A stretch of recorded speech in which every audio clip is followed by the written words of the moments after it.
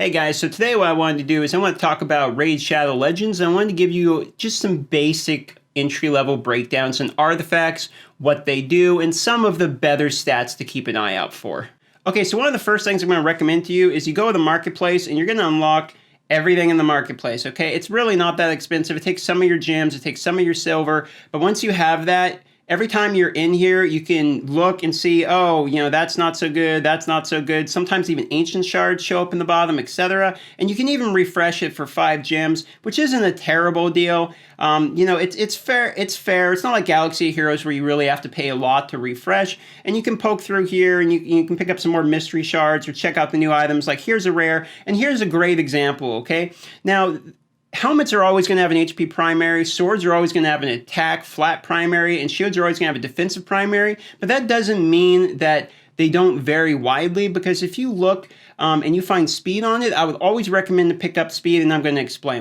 Typically in games that are turn-based like this one, speed ends up being the most primary important stat for you to get. And the reason behind that being, if you're going first or you go more often, you're going to get more moves out, you're going to deal more damage, and you're also going to cycle through your cooldowns quicker. It just is the best stat overall, okay guys? But before we go into speed more and start talking about the ideal primary stats, we're going to need to cover artifacts in general, their set bonuses, their primary bonuses, and their secondary bonuses. Okay, so the best way to explain this is for me to first explain how the sets work. Now, there's 2 different types of sets. There's sets that activate when you have 2 of that type of set, and there's sets that activate when you have 4 of that type of set. Now, the 2 types are going to be at the top, but there is a few of them at the bottom as well. And then when you scroll down here, it's going to say set avenging, 4 in the parentheses. That means it takes 4 of them. It's pretty simple. Now, when it comes down to things like the necklace, the rings, and the banner, these are going to be achieved by going to the Spider's Den, which you can go to battle, you can go to dungeons, you can scroll over here, and the Spider Den right there. You'll notice that the rings unlock from the earlier levels, the pendant's going to unlock from some of the mid-levels, and the higher tier is going to be your banners. Okay, so the rings, the pendants, and the banners, basically like your accessories, those can have random primary stats, but they have to cycle through either flat HP, defense, attack, critical damage, and the banner can also have accuracy or resistance, okay? Other than that, there's no speed, etc., but they are still good to get. I'll show you a quick example here. You can just put one on. See, HP primary, attack primary, HP, and then you can have all the secondary stats, etc. So you could pick up speed, crit damage, any secondary set. Now, it's important to note that the pendant only unlocks when you've ascended to 5 stars, and I don't mean upgraded to 5 stars, I mean ascended. You have to be purple stars all the way to 5, and the banner, in similar fashion, unlocks once you are 6-star ascended. This kind of sucks because, trust me, man, getting 6-star takes forever. I can show you here, I got 2 5-star uncommons I've been working on. I mean, I've been grinding all day on these. Now, I'm going to go through every set and mention where they can be useful. I'm going to be leaning from a guide that I've noticed on the Reddit that's very popular. I will put it in description to give that guy his props, as he does a fairly thorough breakdown of gearing, and he has been very informative for my own purposes. Starting with the life set, essentially this set is the first one you start off with. It's only useful if you need to get your max HP up in some sort, and gets replaced later on by better sets such as the Divine Life, Immortal, etc., which I'll scroll down here and show you. Other sets that effectively do the same thing of keeping somebody alive, be it by regen, be it by, if we scroll down here to Immortal, you get the plus HP percentage, the same amount, plus you heal every turn. There's a lot other better options to do the same thing. So the next set is going to be offense, and offense is not a bad set, but the problem is it's not a great set, okay? It gives you 15% bonus attack, which is all right when you're starting out and you need like another 2-piece set to go with a 4-piece set, but it very quickly gets replaced by some of these later sets. Like if you look down here, oh, which one is it? Yeah, and this one, Cruel, right? It's the same attack 15%, but also ignores 5% of the enemy defense. Or it can be even better just to have more speed, because if you go quicker, you're going to do more damage overall than just having 15% bonus attack anyway. The next is defense, and defense actually has a little bit of use because you'll notice some of these characters, they have damage based upon proportional to their defense, so you can get them extremely tanky, but yet they're going to deal damage. This is kind of their way of balancing tanks who are primarily supports without making them completely trashed here, and I think it's a good way of doing it, and it makes the defense artifact set at least somewhat usable.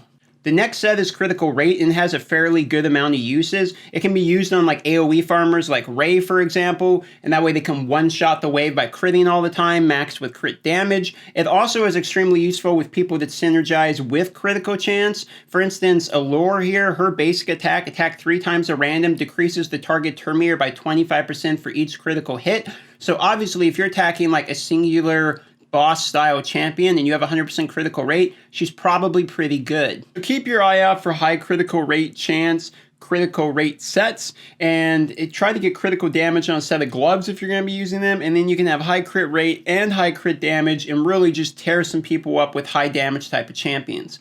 The next is accuracy, and accuracy is really useful on characters like Wretch or characters that you're trying to apply your debuffs. Think of this like potency. Effectively, it's the check against, can I apply a effect or is it going to be resisted? Now, the reason it's so good on characters like Wretch is in the places like the clan boss, the best way to deal damage is with things like HP burn or poison, and those are effects that can in fact be resisted. So if those are resisted, you're missing potentially hundreds of thousands of damage, and for that reason, it's much more efficient to put accuracy sets on these type of characters than just like pure attack. So the next is going to be Speed Set. This set is basically a no-brainer. It's one of the best sets in the game. It's going to give you 12% bonus speed. It later gets replaced by sets like Divine Speed, which are just strictly better.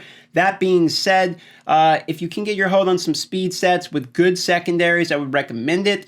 This will massively increase your performance on a lot of characters all the way around. Typically, if you have a 4 set and you're not sure what to do with the 2 set in addition, speed is almost always a good option. If you're wondering why I have so many shields, it's because shields sell for more than anything else. Like if I compare these shields here, let's say a 3-star uncommon shield to, let's see if I have a 3-star uncommon chest plate.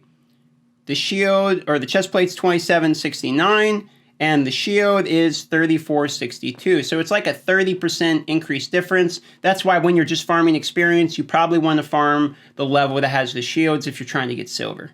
I'd sell the 81 shields that I have left, bang, free 200k just like that.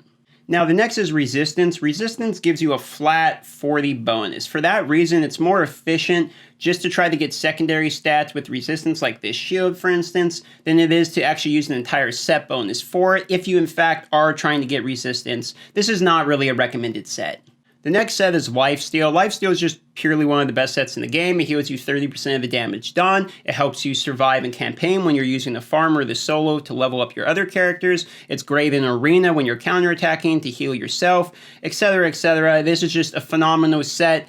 If you're going to use this, primarily probably going to want to put it on your campaign farmer. That way that person will stay alive by itself to solo the missions, and you can just put in food to level with it.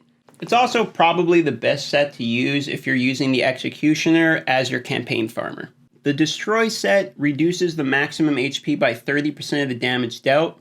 That sounds really good, but it's actually horrible because it caps at 8% per hit and at 40% total. So if you have someone like a Reinhardt in Arena that you're trying to chew through, you can't use it like the 900 IQ play of let me put all healers, wear him down so he'll have 1 HP and then hit him. It doesn't work like that, sadly. It's going to stop at 40% and he's still just going to be regenning. If you're trying to do that, use like a curse set or something instead. Speaking of the curse set, I don't have it available to demonstrate to you, so I'll just talk about it now. The curse set is a 4-piece set that's a 50% chance of putting a 50% healing reduction. This is the same as like Grievous Runes for League of Legends, for instance. It's also like a 50% version of like the healing immunity debuff from Star Wars Galaxy Heroes. It just makes overall healing is halved. Next is Retaliation. It gives you a 25% chance to counterattack when hit. Some people actually recommend this set. I don't know if I'm a big fan of it yet personally. My reasons are that the characters that I want to counterattack, if I want them to counterattack, I don't want that to be an RNG chance. And if it's an RNG chance, it's not going to change like the outcome of the fight. And if it was going to change the outcome of the fight, I don't like relying on RNG to do that. Plus 25% is kind of a low chance anyway. I'd rather have something else for the set. That being said, it's probably pretty good on people that have like a taunt, for instance, like the provoke is what it's called in this game. It might be good to, force them to attack you and then you retaliate. I could see some synergy there. It probably has some PvE type of uses. Now, the Curing set is interesting. It gives you a 10% bonus to your heals, meaning if you're like healing other people, it's better. That being said, it's only 10%, and the heals tend to be like kind of low in this game. I've noticed that the biggest heals I'll get is if I have like the lifesteal set on Ray and I do like a big 10k crit on everybody, they don't get a huge chunk. Other than that, I'm not horribly impressed with the heals unless it's like Reinhardt or something, or not Reinhardt, Rein Beast or something. I don't know if I really see this set being good. Plus, a lot of the healers use their own health pool to heal, and if they're going to do that, you probably just want to increase their health in general anyway. Now, the Reflex set I think is really cool. It's a 30% chance to reduce a random skill cooldown. This is kind of interesting for me. It makes me think it might be good on an uncommon that only has 2 abilities, but one of his abilities is really good. Like if you have, for instance, I've seen people use this guy in Arena. I'm just going to use him as food, but I've seen people use him because Rally move here is a 3-turn cooldown, attacks one enemy with one random ally. So you use him in your Arena team, and you just call him one of your AoEers or something at random, and he's basically just used for that. I could see this set being good on somebody like this. Frost set's interesting. It's a 20% chance to freeze debuff on attacker. That means the person attacking you. That doesn't mean your moves have a 20% chance to freeze them. And for this reason, it's not so hot. I think if it was your moves have a 20% chance, it'd be really good, because all you would do is I'd use people like Ray that have an AoE on your basic attack, and then every time you attack, you have like an 80% chance of one of the 4 people to freeze, basically. I think that would be nuts.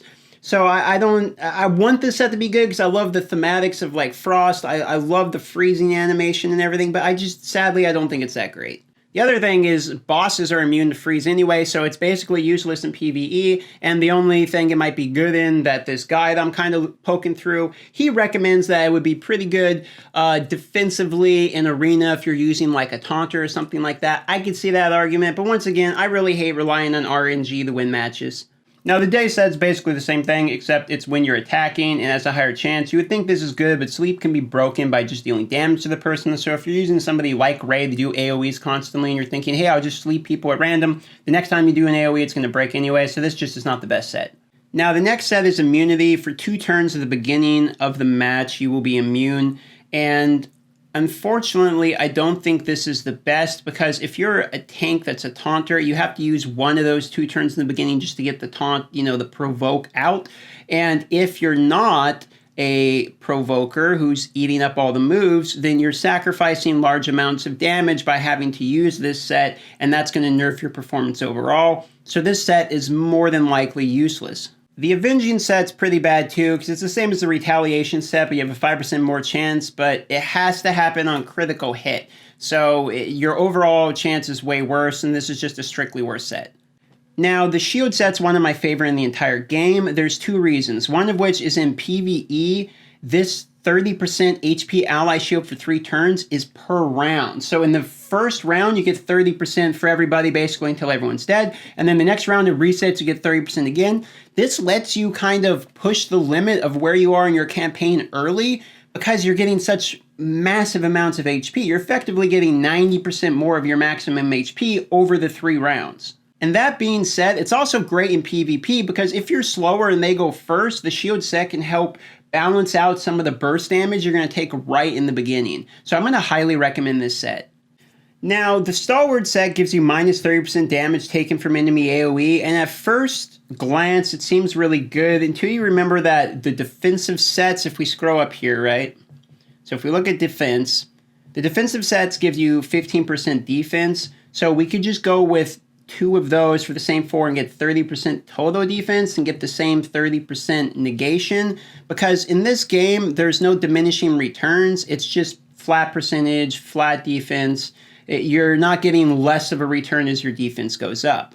And you may be thinking, well, sure, but how about the characters that don't have a high base defense, so you don't really want the percentage? Well, that's fine, but if those characters don't have high base defense typically, then those are attackers, and you're probably not going to be using defense on them anyway.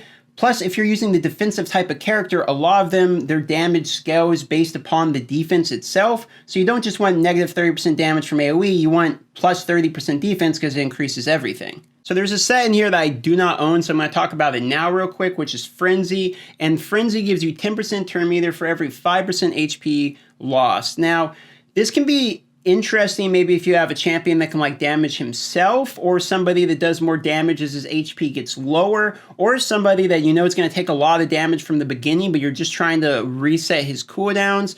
But I think it's very niche, and I don't really know where to recommend this set at the moment, if I'm being honest. I might use a set like that on Wretch for the clan boss, but then I probably just want to use a Relentless set or an accuracy set anyway. So there's probably a use for it somewhere, but I don't think I'm knowledgeable enough at the moment to really give you good info on the Frenzy set. The next set is the Regeneration set. Now, this set has been changed. I believe it originally was 5% and now it's 10%. I think this set is probably pretty good. Honestly, there's some people that their HP pool can get pretty high. And even on my raid right here, she has 13,000 HP and 10% of that is 1,300. And I know how much damage I typically heal from like the lifesteal stuff. And so that's a pretty good amount. There's actually some use for this, I believe, with really tanky characters. So I'd probably recommend putting on people that have massive HP pools. Now the next set's Relentless, and I actually think this is arguably the best set in the game. You can't farm it at the moment. It's only purchasable if it shows up in a wildcard offer. I had it show up, but I didn't buy it right now because I'm saving for a mic. All my money is going to that. But if it showed up, I would have purchased it because I think the set is disgusting. It gives you an 18% chance to gain an extra turn. So this is almost like a built-in cooldown reduction, right? If you roll that 18% chance, it's effectively the same as reducing one of the cooldowns as we have on the Reflex set, right? So for reasons like that, I think it's disgusting. Plus, in Arena, if this triggers, you just like automatically win the game. Like if you go with like Ray in the beginning and do like huge AoE mass damage, then it triggers and I get to go again and do my next AoE massive damage, you just automatically win the game. Now, I wouldn't put this set on Ray because I prefer just to have the speed, but I'm saying the potential's there, and if you have a 5-man team, let's say in Clan Boss, and all of them have like HP burn and poison and stuff, and you have this kit on all of them and they get the additional turns, you're going to do a lot of damage. Okay, so then we have like the Taunting set. This essentially just places a provoke debuff 30% of the time on the person you're attacking. It's pretty good if you have people who have like the damage immune shield, or people who are tanks or have counter attacks, stuff like that. But it's a 4 set for what it does. I think there's probably only some PvP uses for this. Bosses are immune to provoke, much like freeze and daze and sleep and all that stuff. So, it's okay. I'm just going to cover the Divines all in one, okay? Like Immortal as well. These are all strictly better versions of the beginner set. So like Immortal is the exact same as the life set, which gives you, 15% when you have all of them. And this is the same thing, but it gives you, in addition to that, heals by 3% every turn. It's only a 2 set. Same with like Divine Offense, gives you the same 15%, but it also gives you a 15% HP self-shield, so it's a mix of like the shield and the offense set. Then you have Divine Crit, which is crit rate plus the HP shield. Then Divine Life, which is HP plus the HP shield. And then you got like Divine Speed, which is speed plus the HP shield, right? So there's a lot of different variations of this. The Divine stuff is good. If you get it, use it. The only problem is it can be kind of difficult to get. You have to get like the arena battles and I think Clan Boss. So getting your hands on some of the good ones can be difficult. So we covered all of the artifacts. Now we got to cover secondary sets, and it's very easy, very simple. Secondary stats, one, you're always going to look for speed. It doesn't matter if it's PvE, it doesn't matter if it's PvP, you're always going to want speed, okay? The next thing is if it's a defensive character who scales off of his damage, off of being defensive, you're going to want defensive stats. If it's an offensive character, you're going to want critical rate, critical damage, speed, attack percentage, things of that nature. Now, namely, the 3 that vary are the boots, the chest, and the gloves. So you want to be careful on which you pick because the primary stats can be different, meaning the gloves can have critical rate and crit damage, but I can't get that same stat on my boot. So maybe for gloves, if I'm an attacker, I want to focus on those stats. So essentially the idea boils down to this. When you have a character, figure out what the goal of that character is, and then try to get synergistic stats to help him accomplish that goal. Keep in mind, primary stats change drastically based upon the star level and the actual upgrade level of the item. You'll notice here that I have 26% attack. If I upgrade it again, it's going to give me 28, but you'll notice the max is 40%. So in order to get that 40%, I have to get 4 more levels, but the 4 more levels is going to give me like a 40% increase as compared to just from level 1 to level 2 would give me like a 1%, 2% increase, right? You're going to get more stats the higher level it goes. I leveled this boot up to show you the last level is the most important. Going from 15 to 16 is a absolute massive bump up. It's giving me a 9% increase and the additional bonus stat. We're going to try to level it up and we're going to see how many times it takes, but you can see that this one level is as important as like 4 or 5 of the other levels combined. Now, I'm not really sure what's going on here. I'm trying to upgrade it, and it seems to be getting stuck. Oh, there we go. It worked. So I got defense primary, I finished a quest, and I got my 40% attack. Also, leveling that thing cost me like 500k silver, so make sure that you aren't wasting silver on items that don't need it. Wait until you actually roll some items that seem decent, have decent secondaries like speed, crit damage, crit rate on the shield, for example, and then maybe consider leveling those ones all the way so that when you do get a really good item, you're not completely out of resources already. Sometimes in the shop, what you're going to see is you're going to see packs that they're going to be called like wild card packs or something similar, and they're going to offer you 4 pieces of gear for a price of like $9 or $25.